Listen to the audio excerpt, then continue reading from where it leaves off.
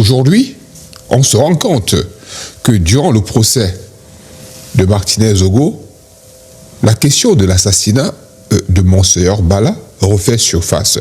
Depuis que vous avez évoqué, il y a quelques jours à rebours, cet assassinat. Monsieur le commissaire, c'est vous qui faites l'actualité aujourd'hui des tribunaux au Cameroun. Aujourd'hui, dans le cadre de l'affaire de Martinez-Zogo, qui a été également assassiné dans des conditions horribles. Atroce d'ailleurs. Un témoin accuse Savom. Dieu seul sait ses accointances avec la haute administration, je veux dire le palais, accuse Savom d'être la main criminelle qui a assassiné Monseigneur Bala. Je rigole parce qu'en réalité, la vérité est loin d'être dite. C'est ce qu'on allait dire. La vérité, en réalité, elle est encore très enfouie. Oui, Monsieur Moda, je veux regarder dans les yeux la police camerounaise. Ce corps dans lequel j'ai appartenu. Je veux regarder la gendarmerie camerounaise qui a mené une bonne partie de ces enquêtes. Et certainement, qui a aussi ces deux corps, qui ont conclu à cette phase, à ce alibi d'assassinat, de noyade. Monsieur le commissaire, si vous le permettez, je tiens quand même à préciser ici que pendant très longtemps, on a essayé de vous faire aborder ces questions du crime non élucidé, mais par déontologie et peut-être par communication, par communauté de corps. Vous n'avez toujours pas voulu rentrer pour, comment dire ça, pour, pas décrédibiliser, mais pour mettre en évidence les insuffisances, on va dire, des services de police. Mais depuis un certain temps, vous avez décidé qu'il est temps pour vous pas de refaire les enquêtes, mais de montrer quelques aspects insuffisants de ces enquêtes faites à la fois par la gendarmerie et par la police. Effectivement, Monsieur Moda, je me suis toujours, ne l'oubliez pas, parce que ceux qui peuvent porter des jugements contre ma personne sur le fait que je mets à nu le régime devraient se détromper. Je suis resté près de 18 ans sans rien dire. Bien sûr. Monsieur Moda, on ne peut pas continuer comme ça. Voyez-vous, Monseigneur Bala, 8 ans après, le dossier, les gens en parlent. Mais on ne veut pas dire la vérité. C'est pour cela que j'accuse. Je continue à accuser Paul Biya d'être responsable de l'assassinat de Monseigneur Bala. Tout comme d'autres membres du clergé. Il ne faut pas l'oublier, beaucoup des membres du clergé au Cameroun ont été assassinés. On peut citer entre autres Yves Plumet, qui était un Gaoundéré par exemple. Les sœurs de Djoum, le père Veng et beaucoup d'autres. Monsieur le commissaire, qu'est-ce que ce fils de cachichiste a? Est-ce qu'il a des comptes à régler avec l'Église qui le soutient tant? D'ailleurs, ils sont en train de faire tout pour que le pape vienne une 3e fois au Cameroun. Monsieur Moda, quand j'entre dans la psychologie de Monsieur Biya, en fait, il a été séminariste, il est fils de catéchiste, il a été séminariste.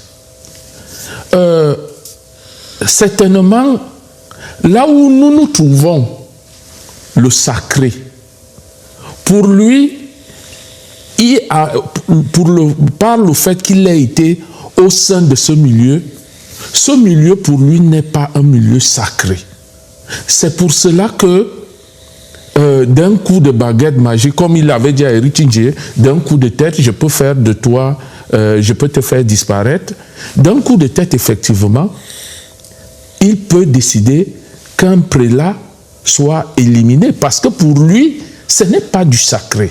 Les déclarations du commissaire Ébéné affirmant lors d'un entretien explosif de l'émission Fauteuil Rouge que Paul Biya serait le commanditaire du meurtre de Monseigneur Jean-Marie Benoît Bala font précisément partie de ces déflagrations qui bousculent un pays déjà secoué par l'affaire Martinez-Ogo. Car dans cette affirmation, qu'il faudra un jour décortiquer pièce par pièce, se cache une ligne rouge franchie, un pont jeté entre deux dossiers officiellement distincts, mais que certains, depuis longtemps, soupçonnent d'être les deux faces d'un même système. Lorsque le commissaire Ébéné évoque la mort de l'évêque, il parle avec une assurance glaciale, presque chirurgicale. Il décrit un mécanisme, un mode opératoire, une logique de neutralisation qui, selon lui, ne serait pas nouvelle. Et soudain, comme dans un film où toutes les pièces du puzzle s'emboîtent d'un coup, ces mots tracent un parallèle dérangeant. Ce qui se joue aujourd'hui autour de l'affaire Martinez-Ogo ne serait, dit-il, qu'une mascarade, une mise en scène habillée en procédure judiciaire, une pièce de théâtre destinée à détourner le regard et à protéger un commanditaire unique, Paul Biya. Ce n'est pas une conclusion, ce n'est pas une preuve judiciaire, mais c'est son point de vue. Et c'est suffisant pour faire trembler un édifice. Car au-delà de la violence des propos, une question surgit. Qu'est-ce qui pousse un ancien officier de police à briser ainsi le silence? Est-ce une rancœur personnelle? Un éclair de conscience tardif? Une stratégie de protection? Ou simplement le poids d'un secret trop lourd à porter? Nul ne le sait. Mais ce qui est sûr, c'est que ces paroles arrivent à un moment où le pays est à fleur de peau, où les révélations s'entrechoquent, où les témoins apparaissent soudain comme sortis de l'ombre, après des mois, parfois des années, de silence assourdissant. L'affaire Martinez-Ogo, censée être le symbole d'un sursaut de justice, ressemble de plus en plus, aux yeux d'une partie de l'opinion, à un labyrinthe de contradictions, de versions changeantes, de témoins providentiels, de recul et de volte-face. Et voilà que le commissaire Ébéné vient ajouter une couche de doute, une suspicion vertigineuse.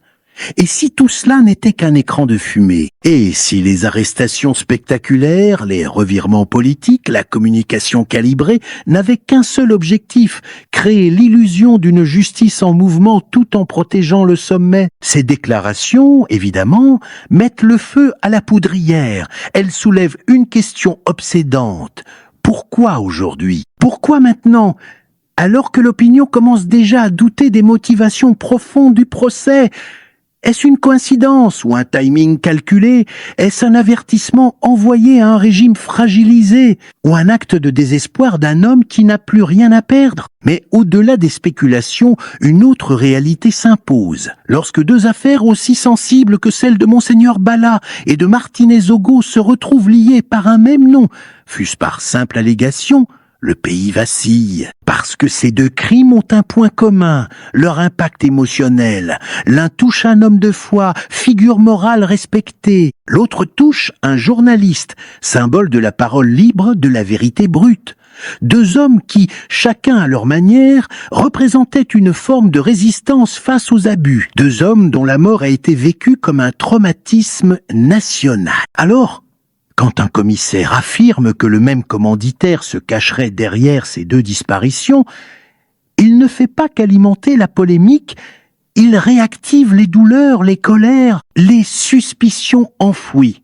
Il oblige le pays à réouvrir des plaies que beaucoup auraient voulu oublier. Il impose un débat que les autorités ont toujours tenté de contenir, celui d'un système où, si l'on en croit ses propos, certaines vies seraient effacées lorsqu'elles deviennent gênantes. Bien sûr, la justice devra trancher.